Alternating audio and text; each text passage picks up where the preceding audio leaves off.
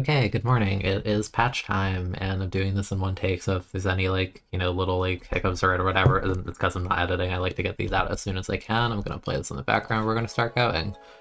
So patch notes released. The patch is dropping tomorrow, January 17th, or I guess technically today at the time I'm recording this, 2023. If you don't know me, I'm Keen. I'm a competitive player. I played a lot in Splatoon 2, and I'm playing a bit in Splatoon 3 as well, so I have a pretty good understanding of the game. I've won, Nintendo tournaments, all that kind of stuff, so if you're wondering from whose perspective this, patch note slash review slash thoughts is, there you go. But yeah, we're just gonna go over the patch, talk about it. It's not out as of the very second that I'm going to be recording this, but I've gone through it a few times. I have some thoughts, ideas, so we're gonna go through that. So main weapon changes we'll talk about first. Arrow spray, the size of terrain inked by falling spray has been increased by 10. Basically, they're buffing the painting. If you're curious about that, if you played Splatoon 2, I recommend the wiki just to, fact check anything like this if you're curious. Back in 1.4, they decreased the radius by 10%, so this is literally just undoing a nerf from, this is 2017. Yeah, so, congrats. 5 to 6 years later, you finally undid that. That's cool.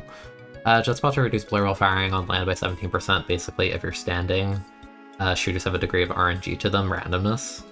Reducing blur basically decreases that, so jet sculpture while standing is going to be more consistent at what it's pointing and clicking at, which is nice. It sort of replaces the main power effect, except excluding, the range bit, so that's nice as a main weapon.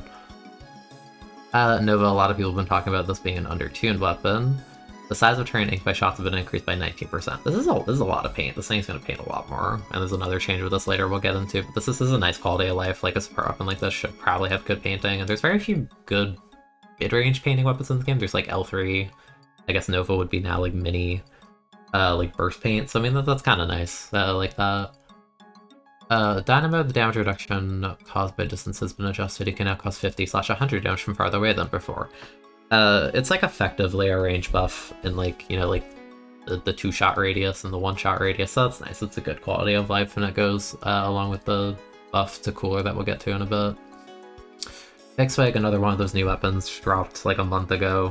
People have been talking about it, railing into it, saying it's one of the worst weapons ever. I personally think it's a little bit underrated. It's not good by any means, but this is a really big buff for it, because as it stands right now, it'd be possible to 4-shot people from max range, which is pretty bad.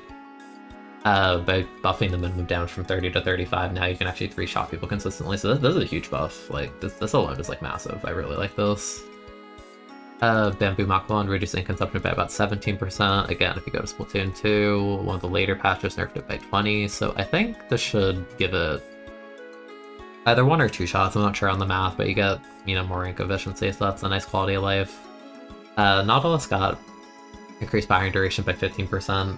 Again, this is kind of the pseudo replacement for main power, because main power in Splatoon 2 for Nautilus increased the amount of bullets you got per ink tank and charge. So that's basically replacing that, and Nautilus does feel a little bit weird in this game without that, because pretty much the standard in 2 was to run main power to some degree. So this is a good quality of life. It means less downtime, more bullets per charge, that kind of deal, so that's good for it. Machine got nerfed. Again. To be honest, I think I was happy with Machine. I don't think it needed to be nerfed, but they increased the ink consumption by another 10%, so that's probably geez, what is that even? S3... I think the parameters would be up here. Actually, not here. 7. 14. Alright, no, that's this one. 11. Did they not have the thing? Okay, assuming it's 11 here. Yeah, so it's probably down to 10 or something, which is pretty rough. Also, Booyah got tapped a little bit. Yeah, I'll talk about this in a bit at the end. I'm just going through it first. English Shooter got another buff, damage from 30 to 35. That's kind of cool. What was the one thing I heard earlier? 2 jet bullets is 64 damage, so you would put 99 damage with 2 bullets in this buff, so that's kind of neat. If anyone's weak, you can do that combo, I suppose. And they doubled the amount of paint it has, which is, it painted nothing when it ping pongs off surfaces, so I mean, doubling it's neat, I guess. I still think it's a weak sub, but okay. Special changes themselves, these are pretty big. I'll probably base the thumbnail on this, honestly. Cooler's interaction with Respawn Punisher and Haunt is different. The QR and special save will no longer be negated, basically in current patch before this patch. If like an E-Leader's wearing Respawn Punisher and snipes you after you picked up a drink, the QR effect and the special saver don't come into play, which is kind of dumb to have like one shirt ability just negate a hold special. Especially in the case of something like Dynamo. Like Dynamo is just food for E-Leader, so having like to eat the Respawn Punisher effect after marking yourself for using your special is kind of dumb. So this just it means it's not a thing anymore. It does say that the Respawn Punisher and Haunt effects will still occur. I think that just means if you're wearing RP yourself or Haunt and you pick it up and you... I'm honestly not even entirely sure. I think it just means it still affects you if like you pick up a drink and you're wearing these kinds of things to some degree. But I'm not sure. I haven't really like played these abilities very much, but that's my guess. Reside is a quality of life I was hoping from like early. Adjusted the amount of time for invulnerability, which occurs after exploding until you're able to move to about like half a second-ish. So that basically means you're locked into, like, you're invincible for, like, longer. Because right now, like, Reslider's, like, really easy to punish with something like Charger, because they're just stuck in end lag and their invulnerability runs out, so you just, you know, tap it and they die. So that's good. This is a good quality of life. Trip Strike, a little buff. Increase radius of the damage by 10%, so it's a little more dangerous and lethal, and increase damage by 50. This one's curious. I want to test this. I want to see, like, how single Booyah does against, like, Big Bubbler and like Booyah Bomb and like Crab Tank and all that. That's a big one. Crab Tank, this has been like the talk. This is a bit of an underwhelming nerf IMO, but we'll get to that later. Basically, the whole duration of the special is cut by 1 second from 9 to 8. Everything else is functionally the same about it. That, and they added the feature if you use special power, it increases duration. So if you were like 3 main 9 sub, it's 9 seconds again, but like don't do that. That's not a good idea. This is a meme. And then when you have, I almost said shooter, but this is pretty much mostly shooters for special point requirements. Wreckshot, Gal, 96 Pro, Nova, Dually are all cheaper, and then the ones that are more expensive are Custom Junior, Machine, and Wiper. Personally, I think these are unnecessary. Particularly this. I think Gal is a perfectly good weapon, like 52 as of like at 200, so I think this is unnecessary. Like, cool, I guess, but I would have rather like weaker weapons actually got something.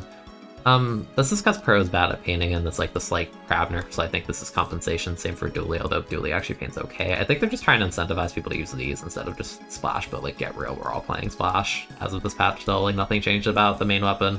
And speaking of Splash, it's not here. Splash is still 200 as of this patch, which is kind of ludicrous and I don't agree with it. I think Splash should have been hit like 210 or 220 minimum. So that's one thing I don't like. Custom Junior 190, that's fine. It like farms Wavebreakers, you get like 8+ a game, so this is a good change. Machine 220. That's why the ink efficiency nerf, I don't know, man. I just think they're overkilling Machine right now. Like, it's playable still, I just don't think these are necessary changes, so I'm not a fan of that. Wiper, it's 190 for Hammer. I mean, it did get the paint buff like last patch, so like, fair, I guess, but like, I don't think farming snap is really a problematic thing, but like, sure, fine, whatever. And then the last patch that is big is a Ninja Squid nerf, which means, but this is talking about Ink Splash will no longer be invisible for half a second immediately after transforming into Kid form. I think it just means there's more of like a cooldown when you go like you bob up and down. So that if you're like Ninja, you stand up and shoot, then you go back down and you swim. There's more of a period where you can like keep track of that, because right now it's like impossible to actually keep track of like, you know, like good splashes with Ninja Squid. So I think this is meant to help with that. The second one I've seen like contested a lot in terms of what it means, but to my understanding, I want to guess that this means that using Swim, like stacking Swim, which is like a common strat with Ninja Squid to negate it, isn't the thing anymore, because it says while using Ninja Squid, Swim will continue to be reduced by a fixed amount. But I think they're just like hard lock you now into like a certain speed penalty, which is supposed to be the drawback of Ninja Squid, which is like, I get it, but it's like weird that they do this. So I'm actually not sure how like much this will affect the popularity of Ninja. Like this is like actually a pretty extreme nerf if that's the case, but I mean Ninja's been a strong ability, so having an actual like consistent downside to it is interesting, I guess. So if you're on Ninja, like it'll change how people make their builds.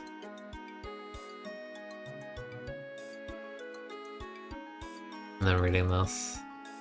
I read this isn't like a huge deal that they mention stuff like this, and then I have some bug fixes, like there's some more brella ones in here. I remember they changed the Eel Tail Alley, Big Swig, slowdown glitch. Some more quality of lives, salmons. Yeah, that's pretty much the gist of this patch. So I've gone over all the notes. Overall impressions of the patch, honestly. I think most of the stuff up here is good. I like the stuff up here. I don't think this is necessary. Personally, I think all of this is good, because this is reverting a nerf, this is compensating an OPU, this is buffing a weapon that needs it, this too, this too.